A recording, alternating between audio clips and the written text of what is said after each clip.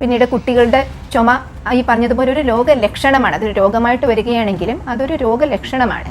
കുട്ടികൾക്ക് cough syrup കൊടുക്കുമ്പോൾ ഏറ്റവും കൂടുതൽ ശ്രദ്ധിക്കേണ്ടത് ഒരിക്കലും ഒരു ഡോക്ടറുടെ പ്രിസ്ക്രിപ്ഷൻ ഇല്ലാതെ കുട്ടികൾക്ക് മരുന്ന് കൊടുക്കാൻ പാടില്ല.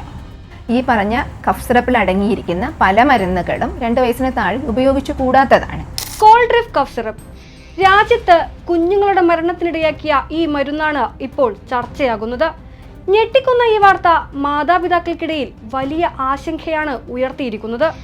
കുട്ടികൾക്ക് പനിക്കും ചുമയ്ക്കുമെല്ലാം കഫ് സിറപ്പ് കൊടുക്കേണ്ട കാര്യമുണ്ടോ? ഇത്രയും കുഞ്ഞുങ്ങളെ കൊലപ്പെടുത്തിയ കോൾഡ്രിഫ് യഥാർത്ഥത്തിൽ എന്താണ്?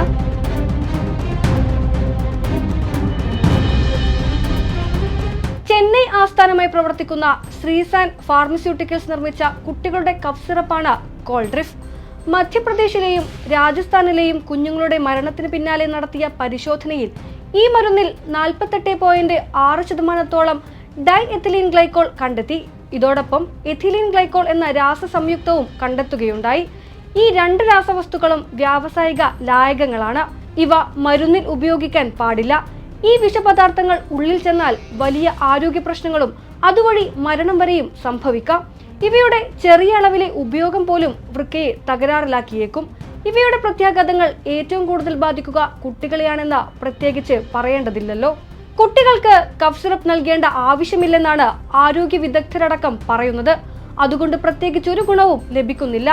യാതൊരു തരം കഫ് സിറപ്പുകളും 2 വയസ്സിന് താഴെയുള്ള കുട്ടികൾക്ക് കൊടുക്കാൻ പാടില്ല. ജലദോഷത്തിനോടുള്ള ചുമയ്ക്ക് കഫ് സിറപ്പിന്റെ ആവശ്യം ഒട്ടും തന്നെ ഇല്ല. ഈ പറയുന്ന അസുഖം, ജലദോഷം കൊണ്ടുണ്ടാകുന്ന ചുമ കുറച്ച് ദിവസങ്ങൾ കൊണ്ട് മാറിപ്പോകും. ഇവയിൽ ഉൾപ്പെട്ടിട്ടുള്ള ആന്റിഹിസ്റ്റമിൻസ്, ഡീകൺജസ്റ്റൻസ്, കോഡീൻ എന്നിവ മയക്കം, ക്രമരഹിതമായ നെഞ്ചിടിപ്പുകൾ, ശ്വസന പ്രശ്നങ്ങൾ എന്നിവയ്ക്ക് കാരണമാകാറുണ്ട് താനും.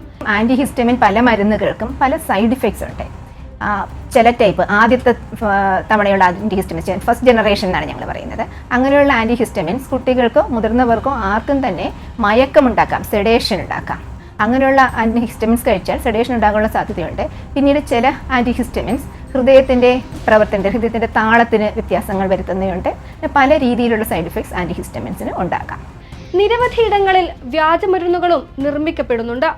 കാഴ്ചയിൽ യഥാർത്ഥ ബ്രാൻഡുകളെ പോലെ തോന്നിപ്പിക്കുമെങ്കിലും ഉള്ളിൽ അടങ്ങിയിട്ടുള്ള ചേരുവകൾ വ്യത്യസ്തമാകും.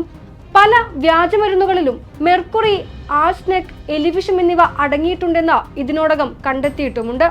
മിക്ക വികസ്വര രാജ്യങ്ങളിലും 10 മരുന്നുകൾ എടുത്താൽ അവയിൽ ഒരെണ്ണം വ്യാജമായിരിക്കുമെന്ന് പറഞ്ഞത് ലോകാരോഗ്യ സംഘടനയാണ്. കുഞ്ഞുങ്ങളുടെ ആരോഗ്യത്തിന് ഹാനികരമാകുന്ന സ്വയം ചികിത്സ രക്ഷിതാക്കൾ ഒഴിവാക്കുകയാണ് വേണ്ടത്. കുട്ടികളുടെ രോഗലക്ഷണം പറഞ്ഞ് മെഡിക്കൽ സ്റ്റോറിൽ നിന്ന് നേരിട്ട് വാങ്ങിക്കുന്ന ഓവർ ദ കൗണ്ടർ പ്രിസ്ക്രിപ്ഷൻ എന്ന് പറയുന്നത്, നമ്മൾ ഒരു ഡോക്ടറെ കണ്ട് ഡോക്ടർ പ്രിസ്ക്രൈബ് ചെയ്യാതെ വെറുതെ മെഡിക്കൽ സ്റ്റോറിൽ നിന്ന് വാങ്ങിക്കുന്ന മരുന്നുകൾ യാതൊരു കാരണവശാലും കുട്ടികൾക്ക് കൊടുക്കാൻ പാടില്ല. അമിത ഡോസ് ഉള്ളിൽ ചെല്ലുന്ന കുട്ടികൾക്ക് മയക്കം, അമിത ക്ഷീണം, ഛർദി തുടങ്ങിയ പ്രശ്നങ്ങൾ ഉണ്ടാകാം. ചില മരുന്നുകളോട് ആസക്തിയും ഉണ്ടാകാം. 2 വയസ്സിൽ താഴെയുള്ള കുട്ടികളിലെ ചുമ മിക്കപ്പോഴും ആവശ്യത്തിന് വെള്ളവും ഭക്ഷണവും ശരിയായ വിശ്രമവും ലഭിച്ചാൽ മരുന്നില്ലാതെ തന്നെ ഭേദമാകുമെന്നും വിദഗ്ധാഭിപ്രായമുണ്ട്. സാധാരണഗതിയിൽ ഏറ്റവും കൂടുതലായി കുട്ടികൾ കാണപ്പെടുന്നത് ജലദോഷം കാരണമുള്ള ചുമയാണ്. അതിന് പ്രത്യേകിച്ച് മരുന്നുകൾ കുട്ടികൾക്ക് കൊടുക്കേണ്ട ആവശ്യമില്ല. ജലദോഷത്തിനോടുള്ള ചുമയ്ക്ക് കഫ് സിറപ്പിന്റെ ആവശ്യം ഒട്ടും തന്നെ ഇല്ല. അതേസമയം കേരളം പ്രതിരോധ പ്രവർത്തനങ്ങൾ ഊർജിതമാക്കി കഴിഞ്ഞു. ഡോക്ടറുടെ കുറിപ്പടിയില്ലാതെ കഫ് സിറപ്പ് വിൽക്കരുതെന്ന് ഇതിനോടകം ഡ്രഗ്സ് കൺട്രോളറുടെ സർക്കുലർ പുറത്തു വന്നിട്ടുണ്ട്. 2 വയസ്സിൽ താഴെയുള്ള കുട്ടികൾക്ക് കഫ് സിറപ്പ് നൽകരുതെന്ന് നിർദ്ദേശിച്ച മെഡിക്കൽ സ്റ്റോറുകൾക്കും സർക്കുലർ നൽകി. കുട്ടികൾക്കുള്ള മരുന്നുകൾ അവരുടെ തൂക്കത്തിനനുസരിച്ചാണ് ഡോക്ടർമാർ ഡോസ് നിശ്ചയിക്കുന്നത്. അതിനാൽ ഒരു കുഞ്ഞിന് കുറിച്ചു നൽകിയ മരുന്ന് മറ്റു കുഞ്ഞുങ്ങൾക്ക് നൽകാൻ പാടില്ല. ഓരോ കുട്ടിയുടെയും തൂക്കമനുസരിച്ചും കുട്ടികളുടെ ബാക്കി അസുഖങ്ങളുടെ അനുസരിച്ചും ഇരിക്കും. അല്ലാതെ നമുക്ക് ഇത്ര പ്രായത്തിലുള്ള കുട്ടിക്ക് ഇത്ര അളവ് വേണം അങ്ങനെ ഒന്നും പറയാൻ പറ്റത്തില്ല. മരുന്നുകൾ തന്നെ പല മരുന്നുകളിലും ഈ പറയുന്ന ആക്റ്റീവായിട്ടുള്ള ഘടകങ്ങളുടെ എമൗണ്ട്, അളവ് വ്യത്യസ്തമായിരിക്കും. അതുകൊണ്ട് നമുക്ക് ഒരിക്കലും ഒരു കുട്ടിക്ക് ഈ പ്രായത്തിലുള്ള കുട്ടിക്ക് ഇത്ര ml വേണം അങ്ങനെ നമുക്ക് പറയാൻ പറ്റില്ല.